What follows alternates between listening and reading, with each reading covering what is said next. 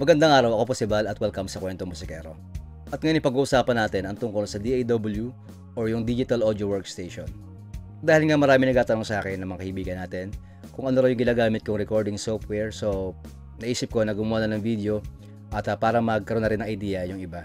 Pero bago tayo tumuloy, kung bago ka lang sa channel na to at hindi mo pa nagagawa, please like, subscribe at i-share natin sa iba para din makatulong tayo sa kanila sa mga naghahanap ng kanilang mga solusyon sa kanilang recording. Pag-usapan muna natin kung ano yung DAW. Ang DAW or Digital Audio Workstation ay isang recording software na ginagamit sa recording ng boses, ng instrumento at ng kung ano-ano pa. Maraming klase ng mga DAW na nasa market na ginagamit ng ating mga kaibigan gaya ng Ableton, Reaper, hanggang sa mga industry standard na Pro Tools. Pero ang pag-uusapan po natin ay yung aking ginagamit na Studio One 2 ng Presonus. Kaya ako nagustuhan ng Studio One 2 dahil dun sa layout niya, madali intindihin, gaya ng halos similar sila nung Pro Tools. At bukod dyan, syempre nagustuhan ko yung mga effects nila, yung mga plugins na meron yung Studio One 2. Sa mga stock na plugins pa lang ng Studio One 2, makakabuo ka na ng magandang recording at mixing ng isang kanta. So ngayon magkakaroon tayo ng isang maiksing walkthrough. Papakita ko lang sa inyo yung basic ng layout ng Studio One 2, kung paano siya ginagamit sa recording at syempre sa mixing at mastering. At nandito na po tayo sa ating Studio One 2 at ito yung ating makikitang window kapag nag-open tayo ng ating Studio One. Then dito sa taas maraming mga options, pero ang pinaka-importante dyan sa lahat is itong Studio One na tab na to. Under option makikita natin yung ating recording setup, yung general setup, location, audio setup, and external device. Dito sa external device, dito natin i-set up yung ating MIDI controller kung meron kayo. Gaya ko, meron akong Keurig 49 na MIDI controller. Then yung general is mga shortcut lang. Yan. So pinaka-importante itong audio setup natin. Dito sa ating audio device, pipiliin natin sa ating drop down kung ano yung driver na meron tayo sa ginagamit natin na mga recording interface. Gaya ko yung Behringer UM2, pero hindi nakalagay kasi sa Behringer yung manufacturer, so nakalagay sa kanya is Windows Audio lang. Pero yan ang ginagamit ko lagi at dyan siya gumagana. So yan ang sineselect ko every time na magre-recording ako. Pero sa pagkakataon na to, gagamitin ko muna is yung voice meter para ma-record ang pagkasalita ko dun sa aking OBS studio. Then hit natin yung okay. Then dito naman sa baba, meron tayong makikitang tatlong section. Yung create new song, create new project, and open an existing documents. Dito nakalagay lahat ng mga na-save natin ng mga files, mga session natin. At ito naman yung ating create new project. Dito po tayo gagawa ng ating mga mastering. Dito po kasi sa Studio One 2, pwede kang mag-mastering ng song. So ito yung bubuksan kung gusto mo mag-mastering. Then dito naman yung create new song. Ito yung recording session na ginagawa natin. From scratch, dito tayo kukuha ng ating new session. At dito naman sa baba, yung ating mga session na nai-record na. So kung nakasave na yung mga files nyo, yung mga recording session nyo, automatic lalabas po yan dito. Madali mo siyang mahahanap. Pag open mo lang ng Studio One mo ay kita mo na agad kung nasan yung file na hinahanap mo. Ang una natin gagawin at pinaka-importante syempre, yung pag-record ng song. So from scratch, kukuha tayo ng new song. I-click natin siya. At dito, pwede natin siyang i-rename. Depende po yan sa inyo kung paano nyo siya i-rename. Sa akin, ilalagay ko lang is test. Then dito sa kaliwa niya, ay may mga options dyan, mga presets. Depende sa gagawin mong recording, meron dyang mga 8 analog inputs kung banda yung i-record mo. Yan. Then sa baba, yan, may mga vocal plus guitar at kung ano-ano pa. So explore nyo na lang yan kapag meron na kayong Studio One. Ang gagawin lang natin ay mag-create tayo from scratch. So empty song lang ang gagawin natin. Then select ko siya, then hit ko yung okay. Sa window na to, dito natin magagawin lahat yung ating from recording hanggang sa mixing. So dito sa baba, sa browse, andyan yung instruments, mga effects at kung ano-ano pa. Then yung next tab natin is yung mix. Yan siya. Kung sa mixing, yan yon. At yung editing. Sa editing, kung may halimbawa meron ka na ditong audio file na nakabukas, once na nag-click ka sa kanya at nag-press ka ng edit, so dito lalabas yung mas malaking form ng wave at pwede mo siya diyang i-splice, i-trim at kung ano-ano pang pwede mong gawin sa kanya sa pag-edit. Umpisahan natin sa pinaka-importante, yung pagre-record ng song. So, ano bang unang ginagawa? Syempre, mag-create tayo ng ating track. Dito sa Studio One, maraming paraan ng pag-add ng track or pag-create ng track. Ang pinaka-basic, yung sa taas, yung track. Dito sa taas, yan. Mag-add tayo ng mono track. Isa. Or pwede ka ritong mag-right click sa area na to. Then, add track. Sa paggagawa ng mga track, halimbawa, boses, instrumento, kadalasan natin ginagawa dyan ay mono lang kasi mas madali tayong makakapag-panning sa ating mixing kung naka-mono. Hindi gaya ng stereo, syempre pag stereo, naka-left and right na siya, may hirap na tayo mag-panning. Halimbawa sa gitara, kung dalawa yung gitara, or kung drums, syempre pag drums, naka-panning din yan, keyboard, at kung ano-ano pa. So, lagi tayo nag-i-stick sa mono na recording. So, buburahin ko muna yung ating isang track para hindi tayo malito. So, pinaka-basic lang ng pagre-recording. Halimbawa, nakaset na yung isang track mo. Titignan mo ngayon muna yung input mo kung gumagana or hindi. So, para ma-check natin kung meron tayong signal, is ipipress natin yung record button. At magkasalita tayo or kakalabit tayo ng instrumento at makikita natin na may pumapalong meter dito. Ibig sabihin yan, meron tayong signal na nakukuha galing dun sa ating interface. At dito sa track natin, syempre pwede mo siyang i-rename. Halimbawa, vocal. Yan. So, ito yung ating track 1 ay vocal ang pangalan niya. Then, ang input is 1. Ang pag-set ng I/O o ng input ng ating DAW ay depende syempre sa recording interface na meron kayo. Halimbawa sa akin, yung Behringer UM2 ay capable lang siya ng 2 multi-track or dalawang track na simultaneous na magre-record. Meron din naman ng mga recording interface na merong 4, 8, 12 hanggang pataas hanggang sa pinakamarami. So para mag-set tayo ng multi-track recording, puntahan natin yung input at yung ating audio I/O setup. So pwede rin yan dito sa taas sa Studio One, sa option, then punta tayo sa song setup. So same lang sila, parehas lang sila ng mas madali lang pumunta ron sa hindi ka napipindot ng marami, di ba? So punta tayo rito sa I/O setup natin. At halimbawa, buburahin ko muna siya. Yan. So dahil dalawa nga yung aking track na pwedeng pagsabayin na i-record. So kapag nag-add tayo ng mono track, hit natin siya, makikita natin na yung input natin na 1 is mono. So pag nag-create pa tayo ng isa pa, input 2, yan, ay mono ulit. So gagawin natin dyan, apply lang natin, then okay. Sa pagre-record naman niya ng multi-track, gagawin natin, mag-add tayo ng isa pang mono track. Then i-assign natin yung ating input 1 and 2 or depende sa inyo kung paano nyo siya i-set up. So yan yung pag-create natin ng input, yung I/O setup natin sa ating multi-track recording. So balik tayo dun sa recording, tanggalin ko muna ulit itong ating track na isa. So meron tayong input na 1 sa ating track 1 na vocal. Hit natin yung record. So makikita nyo na may rumirehistro na signal. So good for recording ka na pag ganyan. Paliwanag ko lang kung ano yung button na to. Ito po ay monitor niya. Yung monitor na galing dito sa ating DAW.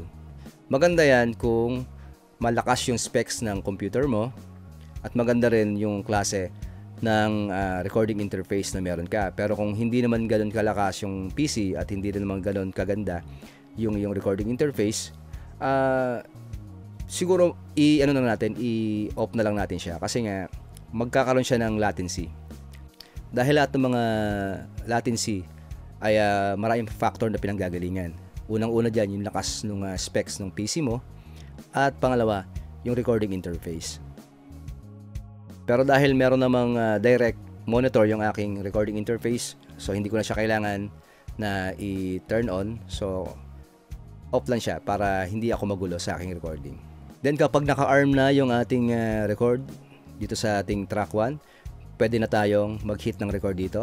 At makikita nyo na habang nagsasalita ako ay may rumirehistro na waveform.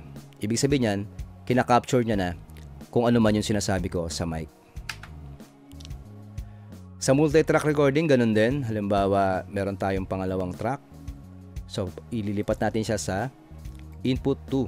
So, dalawa na siya. Kung meron ka ritong dalawang mic or isang mic at isang instrumento, halimbawa ito vocal natin, di ba?